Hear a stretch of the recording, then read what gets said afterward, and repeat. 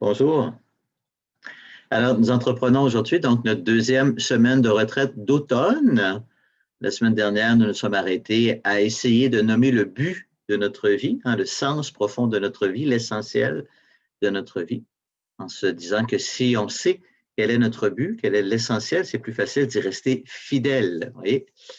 Alors, pour les 5 prochaines semaines, donc, nous allons approfondir cela en essayant de nommer 5 dimensions qui font partie de l'essentiel de la vie, en particulier pour une personne baptisée dans la foi chrétienne, les 5 essentiels.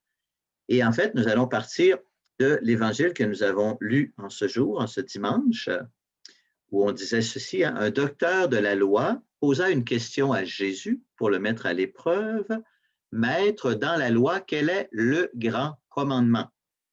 C'est comme s'il lui demandait quel est l'essentiel. Et Jésus lui répond, tu aimeras le Seigneur ton Dieu de tout ton cœur, de toute ton âme et de tout ton esprit.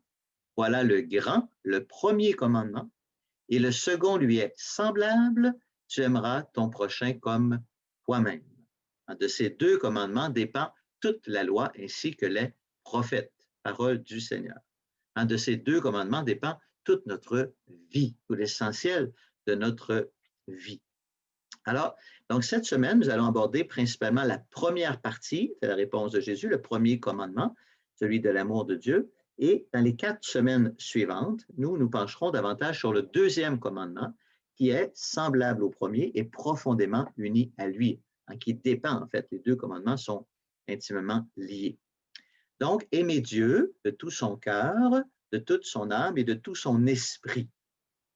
Alors, nous allons nous arrêter cette semaine à 3 manières d'exprimer notre amour envers Dieu.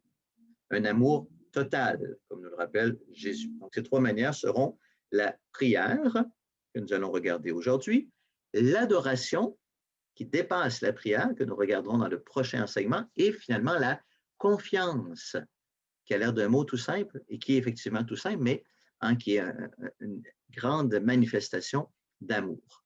Donc, aujourd'hui, aimer Dieu de tout notre cœur, comment? En priant. Et la prière, nous le savons et nous le vivons, c'est évidemment le premier moyen, le moyen le plus habituel d'exprimer notre amour envers Dieu et d'entrer en relation avec Dieu. On entre avec Dieu comment? Par la prière. Demandez ça à n'importe qui. Comment on entre en relation avec Dieu? Par la prière.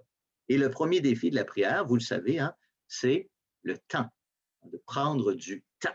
Voyez? Et de la même manière que prendre du temps avec une personne qu'on aime, c'est une des plus belles manières de lui exprimer notre amour, de lui offrir du temps. De la même manière, prendre du temps pour Dieu, c'est aussi la plus belle manière de lui exprimer notre amour. Le seul fait de dire, je m'arrête, je prends du temps pour être avec Dieu, seul à seul, dans la prière, c'est déjà une manifestation d'amour envers Dieu extraordinaire. Alors, qu'est-ce qu'on fait dans la prière? Donc, évidemment, il y a différentes formes de prière. La plus naturelle, si l'on peut dire, c'est la prière de demande.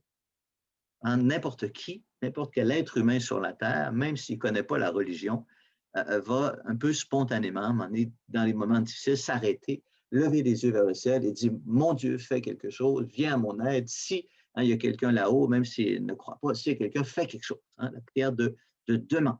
C'est très beau, cette prière de demande qui exprime la conscience que nous avons besoin, la conscience que nous avons besoin de plus grand que nous-mêmes. Et plus notre souffrance est intense, plus notre cri est intense, et plus notre prière devient, je dirais, sincère, profonde, prière de demande. À la prière de demande, nous sommes invités à joindre la prière d'action de grâce, qui pourrait en être la suite normale, un peu comme dans la vie. S'il vous plaît, je peux te savoir ça, je te le donne, merci. S'il vous plaît, merci. Donc, la prière d'action de grâce, c'est cette prière de reconnaissance pour les bienfaits de Dieu. Alors, cette prière devrait devenir aussi naturelle que la prière de demande. La prière d'action de grâce exprime la sincérité de notre amour envers Dieu. Ce n'est pas un amour qui est seulement intéressé. Quand j'ai besoin, je me tourne vers Dieu et je lui demande quelque chose. Non, non. C'est un amour sincère qui fait que ce n'est pas seulement la demande, mais c'est aussi la reconnaissance. Et en toute vérité, en toute humilité, hein, si on s'arrête, ben, on va découvrir qu'en fait, hein, notre reconnaissance, elle est infinie. Tout ce que nous l'avons reçu, à commencer par la vie elle-même, le don de la vie, hein, le reçu, le don de la vie. Voilà. Donc, on doit être reconnaissant pour la vie, les talents que j'ai, la santé que j'ai, les amitiés, la création qui m'entoure, la beauté de la création, le soleil, etc. J'ai tout reçu, tout reçu. Donc, être reconnaissant pour cela. Donc, prière de reconnaissance. Et ensuite, nous, comme croyants, comme chrétiens, ben, notre reconnaissance va aussi pour tous les dons que Dieu nous accorde dans la foi, à commencer par le don de Jésus. Hein, Jésus qui est mort sur la croix par amour pour nous. Ben, merci, mon Dieu, hein, pour ce don extraordinaire. Et puis les sacrements, la connaissance de la foi, l'héritage de la foi, la famille chrétienne à laquelle nous faisons partie, etc. Alors, donc, les motifs hein, d'action de grâce sont nombreux, sont infinis. Et je vous invite à prendre un peu de temps aujourd'hui hein, pour vous arrêter, regarder quelques-uns des motifs d'action de grâce et du fond du cœur dire merci, mon Dieu. Ça fait du bien. Ça fait du bien de s'arrêter, comme de dire merci à quelqu'un. On en parlera dans la semaine prochaine. Donc, merci, mon Dieu. Et cette prière d'action de grâce nous conduit encore un peu plus loin dans notre foi et dans notre prière. Elle nous conduit à ce qu'on appelle la prière de louange. La prière de louange. Hein? Cette prière, souvent, elle est moins connue. D'une certaine manière, elle nous est moins familière. Elle fait moins partie de notre héritage chrétien, surtout dans l'Église catholique. Hein? La prière de louange a moins fait partie, en tout cas explicitement, de notre héritage, mais depuis quelques décennies, on la redécouvre. On la redécouvre avec émerveillement et toutes les nouvelles générations chrétiennes hein, découvrent la prière de louange et l'esprit de louange. C'est très, très important, hein, l'esprit de louange. Donc, qu'est-ce que c'est? La prière de louange, c'est une prière d'émerveillement. C'est une prière d'émerveillement. Hein, c'est la prière qui monte de nos cœurs et de notre âme, du plus profond de nous-mêmes, je dirais de nos entrailles, hein, lorsque nous contemplons la beauté de Dieu. Lorsque nous entrevoyons la bonté de Dieu, la grandeur de Dieu, tous les attributs divins. Et là, on va dire, ben, waouh, comme tu es grand, Seigneur, comme tu es bon, Seigneur, comme tu es beau, hein, Seigneur. Voilà, au-delà de ce que tu fais pour moi, hein, au-delà de ce que tu fais pour moi, c'est pas simplement reconnaître ses bienfaits, mais au-delà, ta simple présence, et c'est une merveille, et je veux te louer. Hein, je veux chanter tes merveilles, je veux crier ma joie d'être en ta présence, d'être aimé par toi. Une prière de louange. Et cette prière de louange est une prière de foi. Et c'est directement lié à la foi, la prière de louange. Donc, c'est pour ça que c'est pas simplement naturel. Ça vient avec le don de la foi, en particulier la foi chrétienne, parce que hein, c'est pas lié à ce que je vois. C'est pas lié à des choses précises que le Seigneur m'a accordées. C'est pas la reconnaissance pour les dons de Dieu. Hein, c'est pas lié à ce que j'entends. C'est pas lié à ce que je ressens. Elle jaillit de la foi.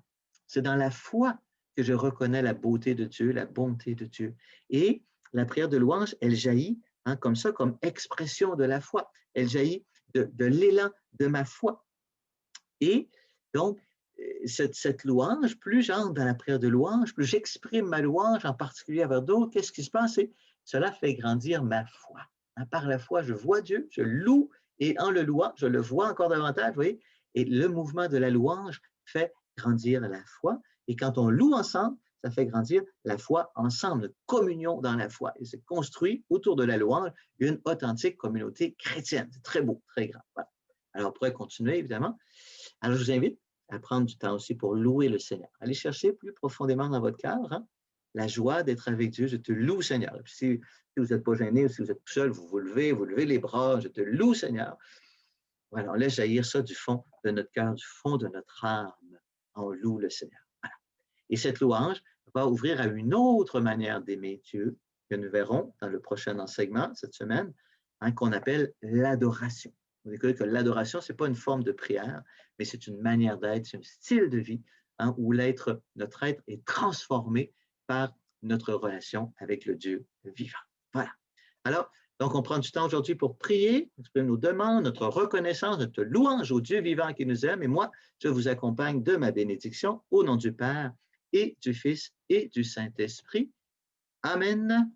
Alléluia.